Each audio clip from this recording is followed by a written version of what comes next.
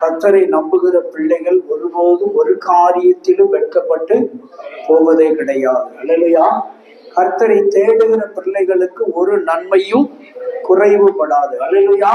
ஆபத்து காலத்தில் அவரை நோக்கி கூப்பிடுகிற பொழுது அவர் கைவிடுகிற தேவனும் அல்ல. அல்லேலூயா. ஆபத்திலே நெருக்கத்திலே அவரை நோக்கி கூப்பிடுகிற பொழுது அவர் நமக்கு எல்லாவற்றிலும் உதவி செய்கிற தேவனாய் இருக்கிறார். அல்லேலூயா.